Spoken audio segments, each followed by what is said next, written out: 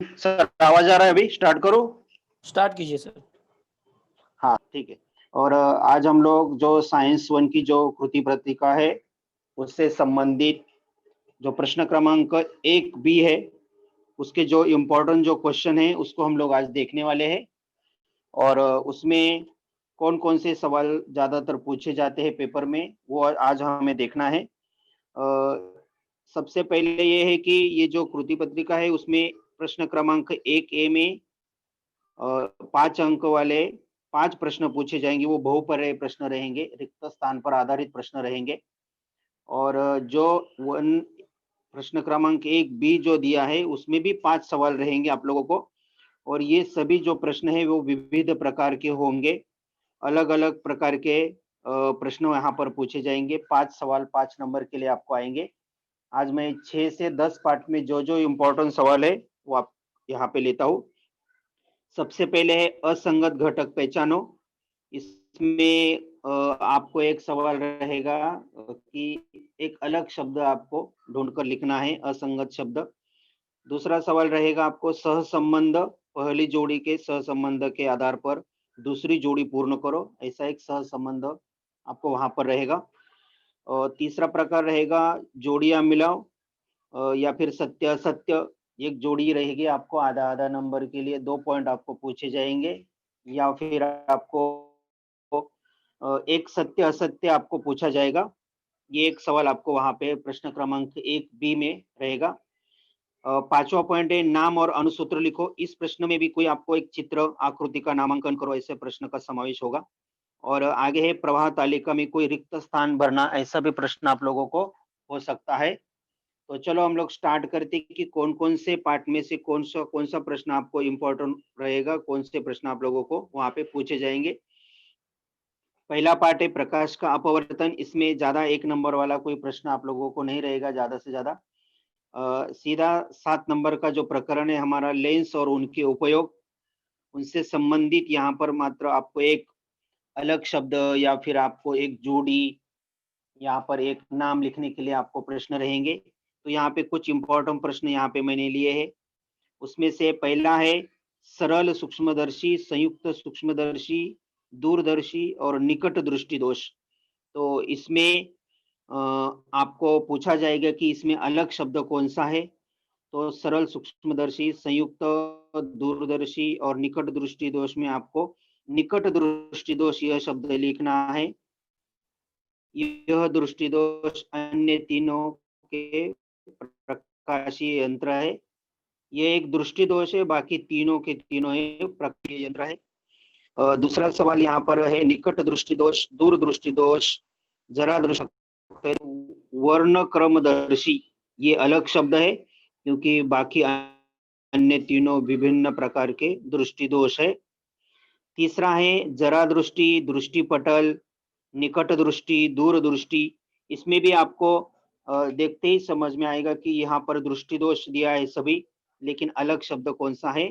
अलग शब्द दिया है जरा दृष्टिपटल, ये आँख का भाग है। और अन्य क्या है, अन्य 3 आँख के दोष है, विकार हम लोग उसे कह सकते हैं। चौथा दिया है संयुक्त सूक्ष्मदर्शी, बहुरूपदर्शी, सरल सूक्ष्मदर्शी, खगोलीय दूरदर्शी। तो इसमें आप लोगों को बहुरूपदर्शी ये एक अलग शब्द है, अन्य तीनों प्रकाश यंत्र है। और पांचवा जो हमेशा वो पूछा जाता है और इसमें पेपर में भी आता है, हमारे सराव पेपर में भी आया था 2-3 बार, टीवी, चलचित्रपट, सुलगती अगरबत्ती से बना रिक्त, रंगांधता। तो इसमें आपको अलग शब्द अगर ढूंढना रहेगा तो उसमें रंग अंधता ये अलग शब्द है, अन्य तीनों दृष्टि सातत्य के उदाहरण है। तो इसको आप लिख सकते हैं। छठवीं में ग्रह, तारे, उपग्रह, इंद्रधनुष, ऐसे अगर 4 शब्द आपको दिए जाएंगे तो आपको पता चलेगा कि इंद्रधनुष ये है अलग शब्द है क्योंकि ग्रह, तारे, उपग्रह ये आकाशीय पिंड है। तो ये 7वें पार्ट में से ये कुछ इंपॉर्टेंट एक एक नंबर के लिए सवाल आ सकते हैं। अगला है प्रकरण 8 धातु विज्ञान, सोडियम, पोटेशियम, चांदी, गंधक। तो इनमें से कौन सा शब्द अलग हो सकता है, कौन सा शब्द अलग रहता है। तो हर बार आता है, इसमें 5 में से 1 आता है। गंधक अन्य तीनों धातुएं, तुम्हें मालूम है सोडियम, पोटेशियम, चांदी, ये सभी धातुएं, लेकिन गंधक जिसे हम सल्फर कहते हैं वो अधातु है, आसानी से हम इसे पहचान सकते हैं। दूसरा है बोरॉन, क्लोरीन, ब्रोमीन, फ्लोरीन। तो यहाँ पे बच्चों की गड़बड़ कैसी होती है, देखो यहाँ पर क्लोरीन, ब्रोमीन, फ्लोरीन ये सभी क्या है, अधातु है, और जो बोरॉन दिया गया है वो धातु है, इसे आप लोगों को ध्यान में रखना है। तीसरा है तांबा, लोहा, पारा, पीतल। तो इसमें जो अलग शब्द आता है वो है पीतल, क्योंकि अन्य तीनों धातु है, तांबा, लोहा, पारा और पीतल ये मिश्र धातु है, अलग दूसरे धातुओं को उसमें मिश्रित किया जाता है, इसलिए उसे मिश्र धातुएं कहते हैं। चौथा है कांस ब्रांज, ब्रांज उसे कहते हैं, स्टेनलेस स्टील, इस्पात, पीतल, फ्लोरोस्पर। तो इनमें फास्फोरस, ये फास्फोरस जो शब्द है वो अलग है, क्योंकि अन्य तीनों मिश्र धातु है। पांचवा जो है यहाँ पर मैग्नीशियम क्लोराइड, सोडियम क्लोराइड, पानी, जिंक क्लोराइड, अगर हम लोग लेते हैं ये चार शब्द, तो इसमें से पानी शब्द अलग आएगा, क्योंकि जो अन्य तीनों है वो है आयोनिक यौगिक। तो इस प्रकार के अलग अलग यहाँ पर आप लोगों को दिखाई देंगे अलग शब्द ढूंढने में। प्रकरण नंबर 9 से अगर हम लोग लेते हैं, कार्बनिक यौगिक इम्पोर्टेंट पार्ट है एकदम बहुत, इसमें से तो ये 6 दिया है, इसमें से एक 100% वहाँ पे 1 नंबर के लिए आता है, अलग शब्द पहचानना है, क्योंकि यहाँ पे बच्चों की क्या हो जाता है, प्रोपेन, मीथेन, इथीन और पेंटेन। यहाँ पे अगर आपको 4 शब्द आप देखेंगे तो इसमें से आपको पता चलेगा कि ये सभी प्रोपेन, मीथेन, पेंटेन ये अल्केन है, संतृप्त हाइड्रोकार्बन है। और यहाँ पर आपको प्रोनाउंसिएशन में भी समझ में आएगा कि इथीन, इथीन असंतृप्त हाइड्रोकार्बन है और वो अल्कीन है, इसलिए आप लोगों को पटाख से पता चलेगा कि इथीन यहाँ पर अलग शब्द है, अन्य जो तीनों है वो संतृप्त हाइड्रोकार्बन है। दूसरा है मीथेन, ब्यूटेन, बेंजीन और सोडियम क्लोराइड। यहाँ पे भी सोडियम क्लोराइड अलग है, क्योंकि अन्य तीनों कार्बनिक यौगिक है। और तीसरा जो है मीथेन, C2H6 मतलब इथेन, C3H8 मतलब प्रोपेन। तो आप लोगों को जो 9 नंबर का पार्ट है उसमें से जो अल्केन होते हैं, मीथेन, इथेन, प्रोपेन, उसके फॉर्मूले आप लोगों को ध्यान में रखना है। CH4 मतलब मीथेन, C2H6 मतलब इथेन, C3H8 मतलब प्रोपेन, और जो आगे दिया है वो कैल्शियम कार्बोनेट, क्योंकि बाकी अन्य तीनों हाइड्रोकार्बन है। तो आपको हाइड्रोकार्बन और संतृप्त हाइड्रोकार्बन, असंतृप्त हाइड्रोकार्बन आप लोगों को ध्यान में रखना है। 2H2, C3H8, C2H6 और CH4। तो इसमें आपको वापस आपको ये करना है कि C2H2 जो है आप लोग ध्यान में देंगे तो प्रोपेन, इथेन और ब्यूटेन ये सभी संतृप्त हाइड्रोकार्बन है। पांचवें में दिया है C2H4, C2H4 मतलब इथीन, C4H10 मतलब ब्यूटेन, C3H8 मतलब प्रोपेन और CH4 मतलब मीथेन। तो इसमें तीनों बाकी जो है वो संतृप्त हाइड्रोकार्बन है, और C2H4 वो इथीन असंतृप्त हाइड्रोकार्बन है। इस पर कार्बन कार्बन दोहरा बंध आता है, इसको आप लोग ध्यान में रख सकते हैं। इस प्रकार के प्रश्न आपको 9 नंबर के पार्ट में से आपको 1 नंबर के लिए रहेंगे। आप लोग आगे जाएंगे तो सहसंबंध पहचानिए। संबंध में अगला प्रश्न आपको 1 नंबर के लिए आ सकता है कि उत्तल लेंस कैसी है, अभिसारी लेंस है, और जो अवतल लेंस है वो कैसी है, वो अपसारी लेंस है, यह आप लोगों को यहाँ पे ध्यान में रखना है।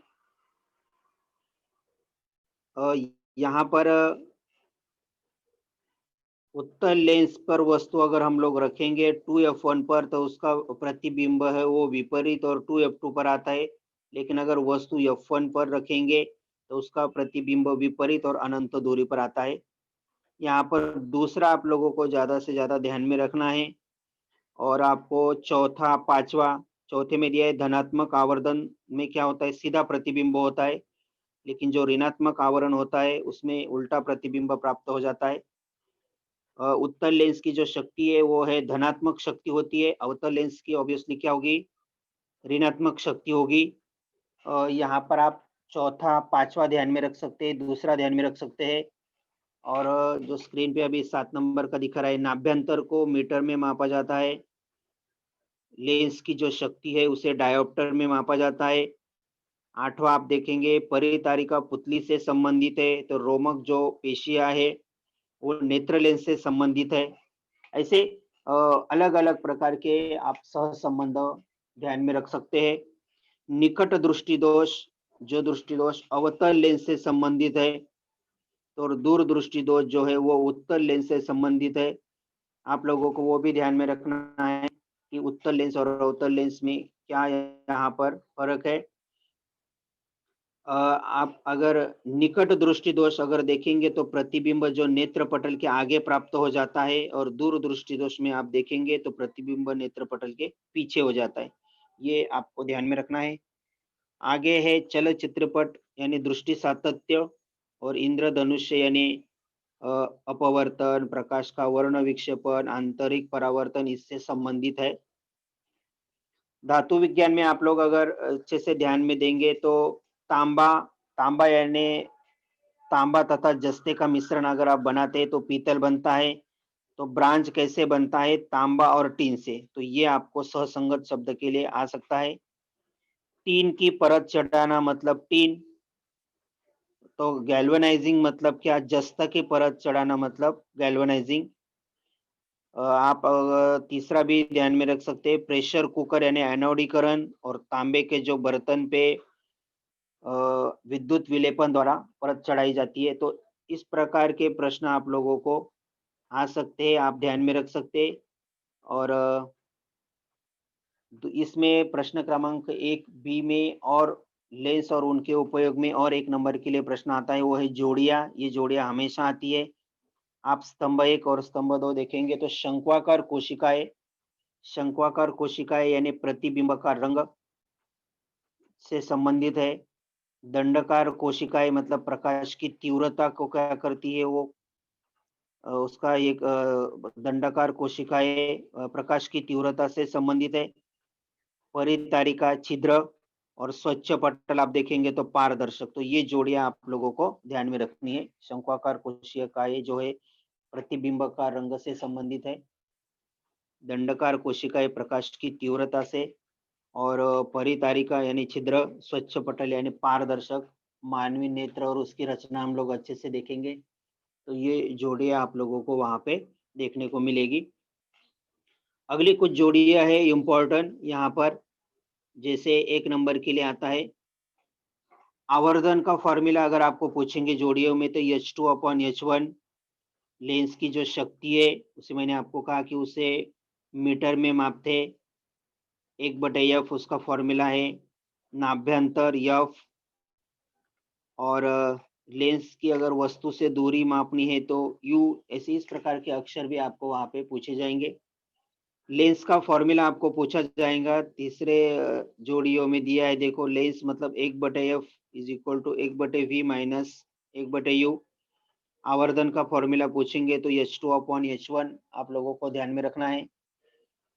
अपवर्तनांक formula sin R, Snell's law, ये भी आप लोग ध्यान में रख सकते हैं। 1 नंबर के लिए जोड़ियों में प्रश्न आ सकता है।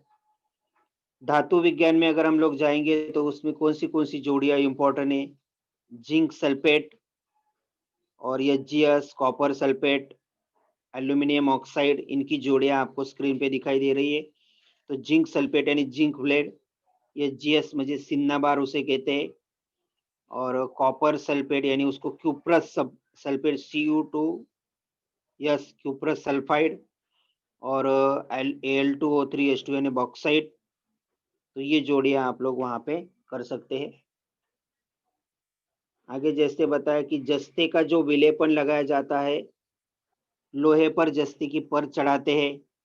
टीन की परत चढ़ाना मतलब तांबे पर टीन की परत चढ़ाई जाती है। विद्युत विलेपन मतलब चांदी से विलेपित चम्मच, और धनाग्रीकरण यानी प्रेशर कुकर। तो ऐसी अलग अलग जोड़ियां एक एक नंबर के लिए हर पार्ट में से आपको करनी है। कुछ इंपॉर्टेंट जोड़े यहाँ पे दिए। बॉक्साइट एल्यूमिनियम से संबंधित है, कैसेटराइट मतलब टीन और सिन्नाबार मतलब पारा। तो ये जोड़ियां अयस्क और धातु की है। बॉक्साइट जो अयस्क है उसका धातु है एल्यूमिनियम, कैसेटराइट जो अयस्क है उसकी धातु है टीन और सिन्नाबार है उसका धातु है पारा। आगे हम लोग देखेंगे तो तांबा और जस्ता अगर इसका मिश्रण किया जाता है तो पीतल नाम का मिश्र धातु तैयार होता है। तांबा और टीन को अगर मिश्रित करते हैं तो ब्रांज कांसा जिसे बोलते हैं। और लोहा, निकेल तथा क्रोमियम को अगर मिश्रित करते हैं इन धातुओं तो स्टेनलेस स्टील ये मिश्र धातु तैयार होता है। स्टेनलेस स्टील के बर्तन आप सबको मालूम है। पारा और जस्ते को अगर हम लोग मिश्रित करते हैं तो पारद सम्मिश्र नाम का मिश्र धातु तैयार हो जाता है। तो आपको धातु और उनके मिश्र धातु ये भी जोड़ियां आपको आ सकती है, इंपॉर्टेंट जोड़ी है यहाँ पर वो। तो कौन से धातुओं को मिश्रित करने पर कौन सा मिश्र धातु बनता है ये जोड़ी अभी यहाँ पे पूछी जाती है। आगे जोड़ियां है कार्बनिक यौगिक की, CH4 यानी मीथेन, मीथेन का फॉर्मूला है CH4। इथेन, इथेन का है C2H6। Alkyne CH2 double bond CH2। और अल्काइन का फॉर्मूला जनरल फॉर्मूला यहाँ पे दिया है उन्होंने CnH2n-2। आप लोग अल्केन, अल्कीन और अल्काइन के जनरल फॉर्मूला सामान्य सूत्र जिसे हम कहते हैं उसे ध्यान में रख सकते हैं। अल्केन का है CnH2n+2, अल्कीन का है CnH2n और अल्काइन का है CnH2n-2। तो ऐसे जनरल फॉर्मूले आप लोग ध्यान में रख सकते हैं। कभी कभी क्या हो जाता है, कभी कभी ये प्रश्न ऐसे पूछे जाते हैं जिनके फॉर्मूले पूछे जाते हैं, जैसे साइक्लोहेक्सेन का फॉर्मूला बताइए C6H12, मिथिल अल्कोहल बताइए CH3OH, एसिटाल्डेहाइड CH3COH, एसिटाल्डेहाइड CH3CHO, एसिटिक अम्ल जिसे इथेनॉइक अम्ल कहते हैं CH3COH। तो ये जोड़ियां भी वहां पर दी जाती है। यहाँ पे देखो जोड़ियां दी है। पाठ क्रमांक 7, 8, 9 में कौन कौन सी जोड़ियां आ सकती है यहाँ पे दिया है। यहाँ पर और एक जोड़ियां हमेशा पूछी जाती है कि जैसे कि OH मतलब अल्कोहल, क्रियात्मक समूह के बारे में जोड़ियां आपको पूछी जाएगी। आप क्रियात्मक समूह को याद ही करना है। OH यानी अल्कोहल, अल्कोहल का क्रियात्मक समूह है OH। कार्बोक्सिलिक अम्ल का क्रियात्मक समूह है COOH। एसिटाल्डेहाइड का क्रियात्मक समूह है CHO। कीटोन का है C डबल बॉन्ड O। दोनों तरफ आप R मतलब कोई भी अल्केन अल्किन उसको ज्वाइन कर सकते हैं। सेल्युलोज लकड़ी, RA यानी वनस्पति गुणसूत्र। पॉलीएक्रिल नाइट्राइल मतलब ब्लैंकेट। पॉलीविनिल क्लोराइड मतलब PVC पाइप, थैलिया। इस प्रकार की जोड़ियां आप लोग वहां पे लगा सकते हैं। और अगर 10वें पार्ट में जाएंगे तो आपको 10वें पार्ट में 1 नंबर के लिए अंतरिक्ष अभियान से संबंधित कुछ इंपॉर्टेंट सवाल यहाँ पे दिए गए हैं। भारत पर बादलों की स्थिति है, मौसम के बारे में अगर जानकारी है तो कौन सा उपग्रह उसकी जानकारी देता है, तो मौसम उपग्रह देता है। वैश्विक संपर्क अगर आपको करना है तो कम्युनिकेशन करना है तो आप लोगों को कौन सा सैटेलाइट उपयोगी है, तो उसे संचार उपग्रह कहते हैं। भारत का प्रेक्षेपक कौन सा है, जो सैटेलाइट हम लोग अंतरिक्ष में भेजते हैं, जो उपग्रह भेजते हैं उसे पहुंचाने वाला जो प्रेक्षेपक होता है वो 2 प्रकार के होते हैं। तो हमारा प्रेक्षेपक कौन सा है, PSLV और प्रेक्षेपक का उपयोग करके हम लोग करते हैं। अंतर्राष्ट्रीय अवकाश स्टेशन मतलब पृथ्वी की निम्न परिभ्रमण कक्षा, पृथ्वी की मध्यम जो कक्षा है उसमें कौन सा उपग्रह जाता है, दिशा दर्शक उपग्रह वहां पर रहता है। तो ऐसी अलग अलग प्रकार की जोड़ियां आप लोग वहां पे कर सकते हैं। और आप लोगों को ये इम्पोर्टेंट क्वेश्चन दिए गए हैं। 7वें पार्ट में अगर हम जाएंगे लेंस और सत्य असत्य के पास हम जो जाएंगे, हमें देखना है कि कौन कौन से प्रश्न यहाँ पे पूछे जाते हैं। तो 1 नंबर के लिए नाम, अनुसूत्र, सहसंबंध, जोड़ियां। और उसमें अगला सवाल है सत्य और असत्य। तो सत्य असत्य अगर आपको देखना है तो लेंस की शक्ति का फॉर्मूला अगर आपको दिया P बराबर 1/F, तो क्या है, सत्य है। यहाँ पर मैं आपको नंबर बताता हूँ, वो नंबर आप लोग कर सकते टिक मार करके। यहाँ पे इम्पोर्टेंट कौन सा है कि अवतल लेंस अभिसारी लेंस होता है। अवतल लेंस अभिसारी लेंस होता है, ये असत्य है क्योंकि अवतल लेंस अपसारी लेंस होता है। चौथा दिया है उत्तल लेंस अपसारी लेंस होता है, असत्य क्योंकि यहाँ पे उल्टा दिया है उत्तल लेंस क्या होता है अभिसारी लेंस होता है। तो ये तीसरा और चौथा आप लोग ध्यान में रखो। पांचवा है अवतल लेंस द्वारा केवल काल्पनिक प्रतिबिंब मिलता है, सत्य। अवतल लेंस द्वारा केवल काल्पनिक प्रतिबिंब बनता है, ये भी आप लोग कर सकते हैं। और सातवां एक आपको ध्यान में रखना है, अवतल लेंस का नाभ्यंतर ऋणात्मक होता है, सत्य है ये। अवतल लेंस का जो नाभ्यंतर है वो ऋणात्मक होता है और उत्तल लेंस का नाभ्यंतर नाभ्यंतर धनात्मक होता है। तो आपको ये देखना है और इसको अच्छे से आपको करना है। और यहाँ पर 11 और 12 नंबर का भी आप कर सकते हैं। निकट दृष्टि दोष के निराकरण के लिए अवतल लेंस का उपयोग किया जाता है, सत्य। निकट दृष्टि दोष, निकट की वस्तुएं आपको स्पष्ट रूप से दिखाई देती है लेकिन दूर की नहीं दिखाई देती, ऐसे दृष्टि दोष को दूर करने के लिए अवतल लेंस का उपयोग किया जाता है। 12 नंबर का है दूर दृष्टि दोष के निराकरण के लिए उत्तल लेंस का उपयोग किया जाता है, सत्य है। दूर दृष्टि दोष को अगर आपको निराकरण करना है तो उत्तल लेंस का उपयोग किया जाता है। और इस प्रकार के सवाल यहाँ पे सत्य असत्य में 2-4 इंपॉर्टेंट सवाल है, जैसे कि बताया तीसरा, चौथा, 7 नंबर का, बाद में 11 और 12 नंबर का है। और 15 नंबर का भी आप कर सकते हैं। उत्तल लेंस की मुख्य नाभि काल्पनिक होती है, असत्य। ऐसे विधान भी आप लोग यहाँ पे ध्यान में रख सकते हैं। धातु विज्ञान में अगर आप कहेंगे तो कौन कौन से सत्य असत्य पूछे जाते हैं। हीरा मृदु होता है, या फिर आयोनिक यौगिक मिट्टी के तेल में विलय होते हैं। आयोनिक यौगिक ठोस अवस्था में विद्युत सुचालक होते हैं, या फिर पारा, चांदी तथा सोना अधिक क्रियाशील धातुएं। इस पर ऐसे सवाल यहाँ पर आप लोगों को पूछे जाएंगे, आप वहाँ पे कर सकते हैं। प्रकाश का अपवर्तन में आप सत्य असत्य देखेंगे तो यहाँ पर 10 सत्य असत्य निकाले हैं, यहाँ पर दिए हैं। पहला है प्रकाश का अपवर्तन होते समय आपत्ति किरण, अपवर्तित किरण और अभिलंब की विपरीत ओर होती है। अगर आप अच्छे से देखेंगे प्रकाश का अपवर्तन होते समय आपत्ति किरण और अपवर्तित किरण अभिलंब के विपरीत ओर होती है, सत्य है ये। किसी माध्यम यानी कांच, जैसे कांच का अपवर्तनांक प्रकाश के तरंग दैर्ध्य पर निर्भर नहीं होता, असत्य है। यदि आपत्ति कोण का माप 0 हो तो अपवर्तन कोण का माप 90 होता है, असत्य। कांच के प्रिज्म द्वारा श्वेत प्रकाश का वर्ण विक्षेप होते समय पीले रंग वाले प्रकाश का विचलन सबसे कम होता है। आपको प्रिज्म और उससे संबंधित जो वर्ण विक्षेपण है 7 रंगों का वो ध्यान में रखना है। तो कौन से रंग का विचलन सबसे कम होता है, 4 ये जो पीले रंग का यहाँ पे दिया है वो असत्य है। और निर्वात में प्रकाश का वेग प्रकाश की आवृत्ति यानी बारंबारता पर निर्भर नहीं होता, सत्य। ऐसे अलग अलग प्रकार के सत्य असत्य यहाँ पर आपको दिए जाएंगे। 8 नंबर का सत्य असत्य में यहाँ पे पढ़ रहा हूँ। विभिन्न माध्यमों में प्रकाश का वेग भिन्न होता है, बराबर है। विभिन्न माध्यम, हवा का माध्यम है, पानी है, कांच का माध्यम है, प्रकाश का जो वेग होता है वो अलग अलग प्रकार का होता है।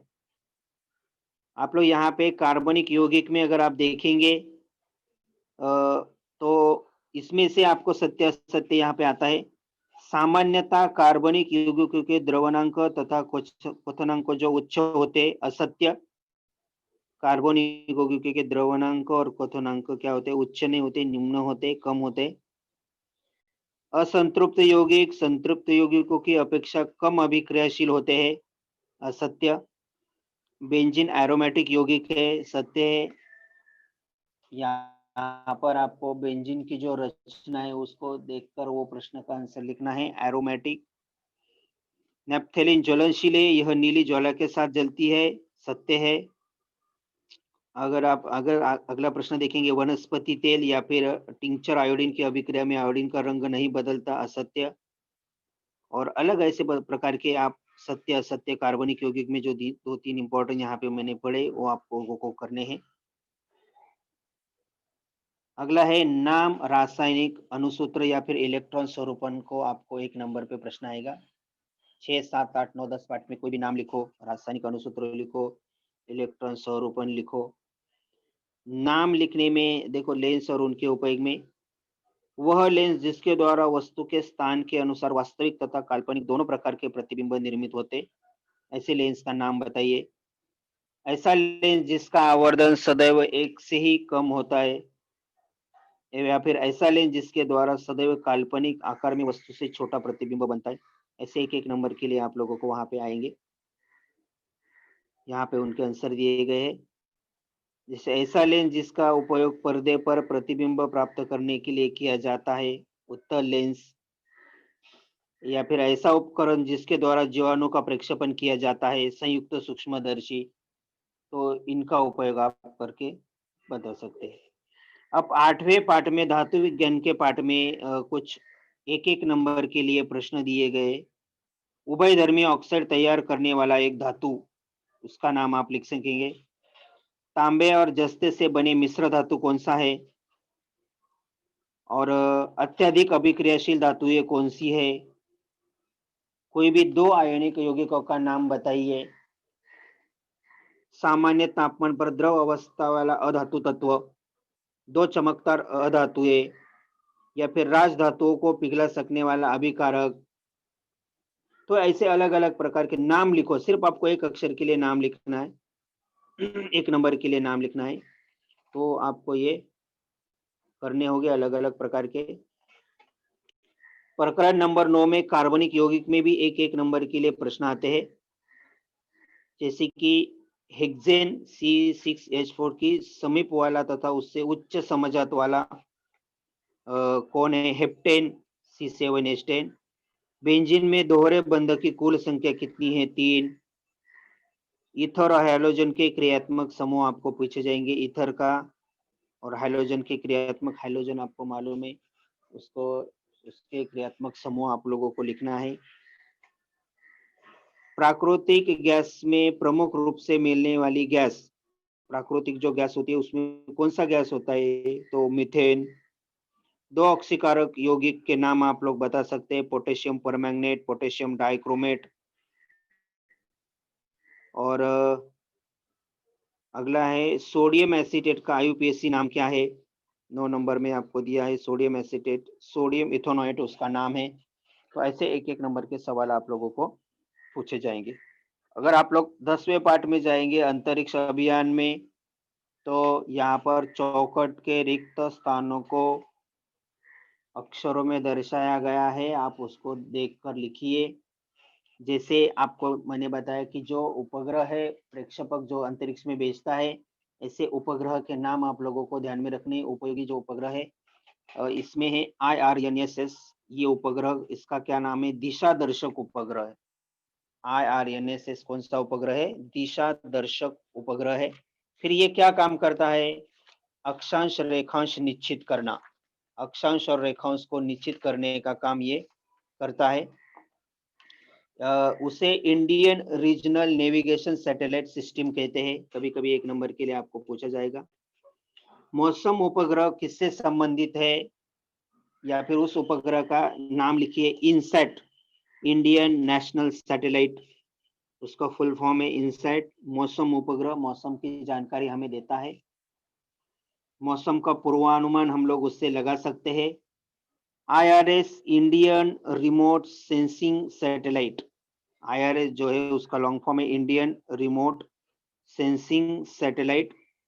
ये क्या करता है? ये पृथ्वी निरीक्षक उपग्रह है और पृथ्वी का निरीक्षण के लिए ये महत्वपूर्ण है, बहुत महत्वपूर्ण है, काम आता है।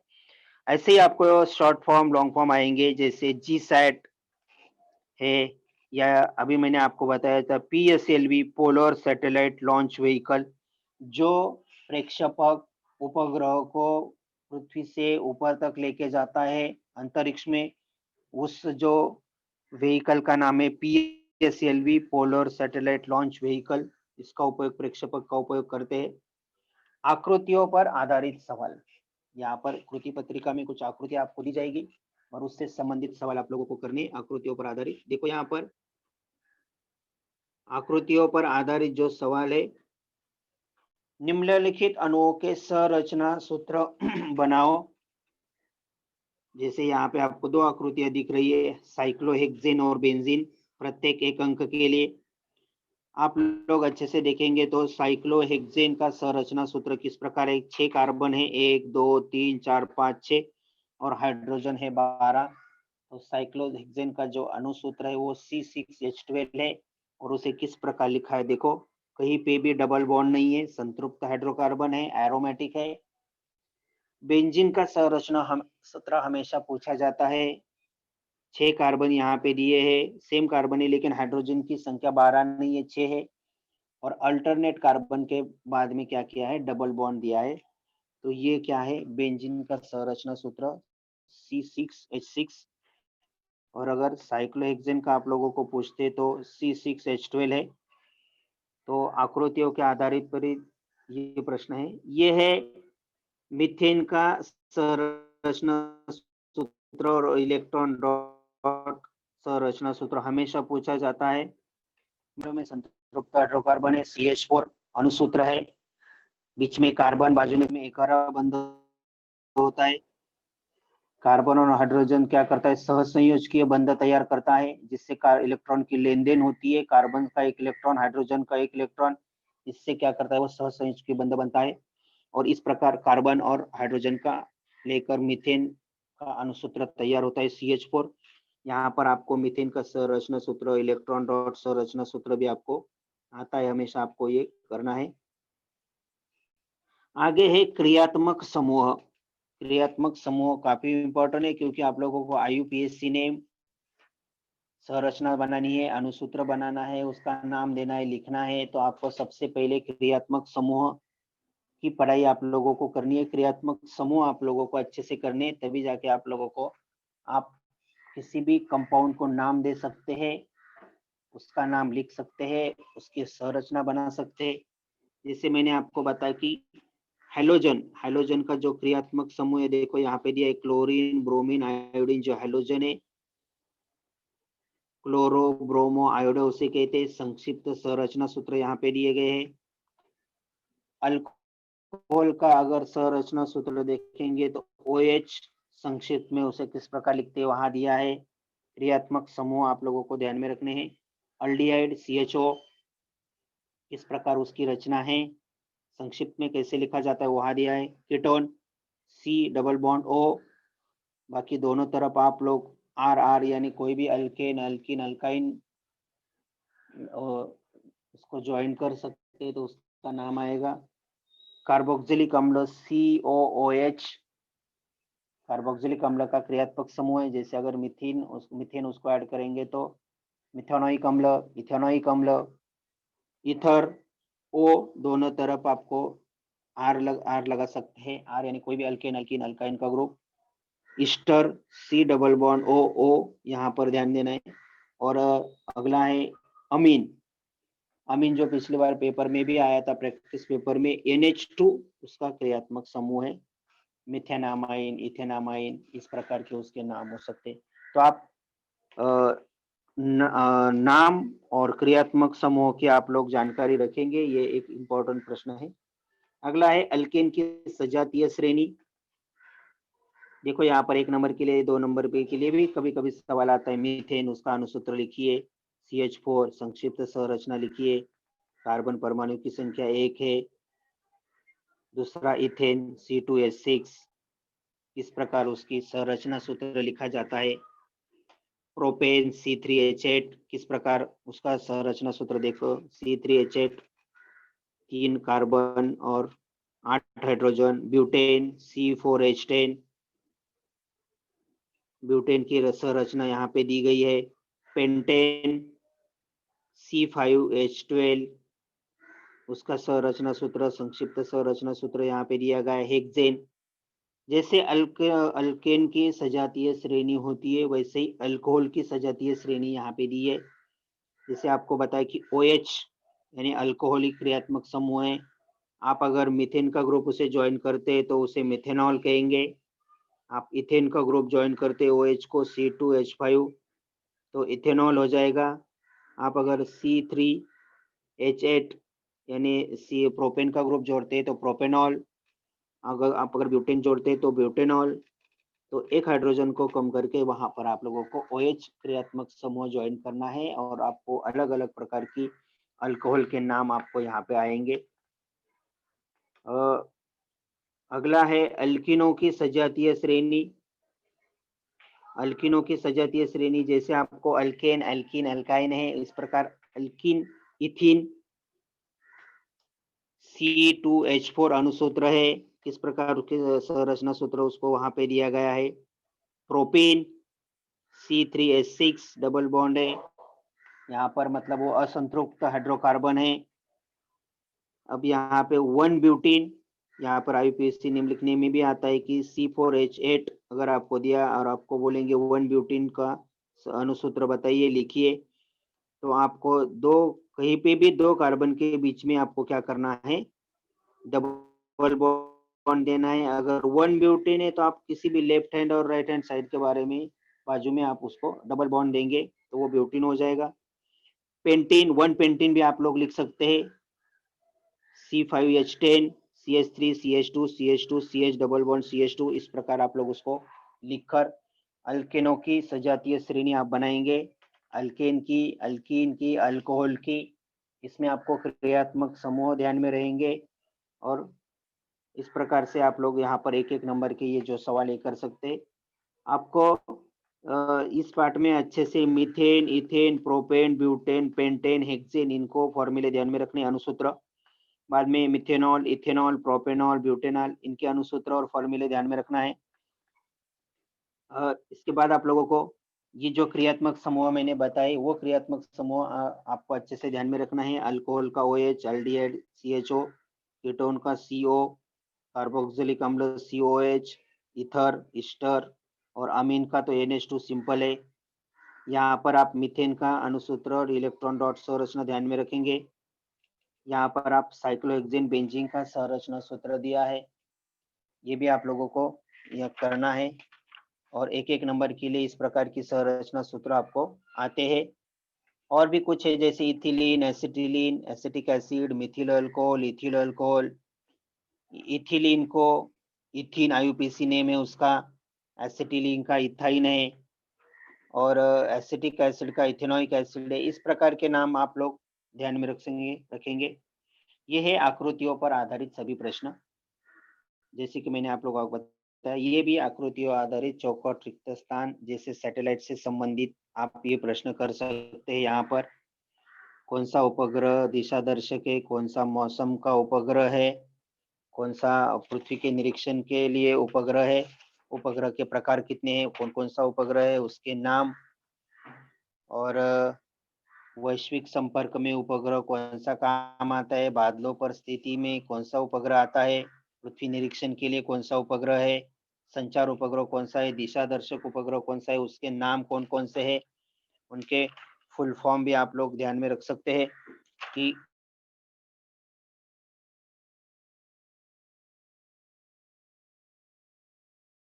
हर एक उपग्रह जैसे इनसैट IR है, इंडियन रीजनल, इसके फुल फॉर्म आप लोगों को अच्छे से आप कर सकते हैं। एक एक नंबर के लिए आप लोग कार्बनिक यौगिक में से भी कर सकते हैं। यहाँ पर धातु विज्ञान से भी आप लोग एक एक नंबर का करो। सत्य असत्य करना है, लेंस और उनके उपयोग, नाम, रासायनिक अणुसूत्र, इलेक्ट्रॉन स्वरूपन आप लोग करो एक एक नंबर के लिए। तो इस प्रकार के ये जो प्रश्न है, इम्पोर्टेंट प्रश्न 1B में, वो मैंने यहाँ पे लिए है। आप जोड़ियाँ अच्छे से करके रखो, एक जोड़िया आपको वहाँ पे आएगी। बाद में सत्य असत्य ये जो जोड़ियाँ है वो दिखाई दी है, वो जोड़ियाँ आप लोगों को करना है। असंगत शब्द, अलग सा शब्द निकालना है, उसे आप लोगों को करना है। 7वां पाठ, 8वां पाठ, 9वें पाठ में अलग शब्द निकालना है, उसको उसमें से ज्यादा आते हैं। तो आज हम लोगों ने प्रश्न क्रमांक 1B जो 5 अंक वाला प्रश्न है, उसमें असंगत शब्द, सहसंबंध, जोड़ियां मिलाओ, सत्य या असत्य, नाम, अणुसूत्र लिखो या फिर प्रवाह तालिका को भरना है, इस प्रकार के प्रश्न हम लोगों ने किए। इसमें आप लोगों को ध्यान में रखना है कि इसमें कोई भी एक रिक्त स्थान नहीं रहेगा। 5 रिक्त स्थान है वो प्रश्न क्रमांक 1 ए में रहेंगे। प्रश्न क्रमांक 1 ए में 5 प्रश्न रहेंगे रिक्त स्थान, वो सभी प्रायोगिक उपक्रम पर आधारित बहुपरीय प्रश्नों के बदले केवल पाठ्य पुस्तक पर आधारित बहुपरीय प्रश्न रहेंगे। और प्रश्न क्रमांक 1 बी में कोई भी रिक्त स्थान नहीं रहेगा, उसमें सिर्फ आप लोगों को सत्य असत्य, सहसंबंध, जोड़ियां मिलाओ, नाम अनुसूत्र लिखना है और असंगत शब्द पहचानना है। इस प्रकार के सवाल आप लोग वहां पे कर सकते हैं। हाँ सर, ठीक, किसी बच्चे को अगर कुछ पूछना है तो पूछ सकते हैं। हाथ उठाओ बेटा, किसी को कुछ पूछना है तो। किसी को कुछ डाउट है कि प्रश्न पत्रिका के स्वरूप में या प्रश्नों के बारे में, तो आप पूछ सकते हैं।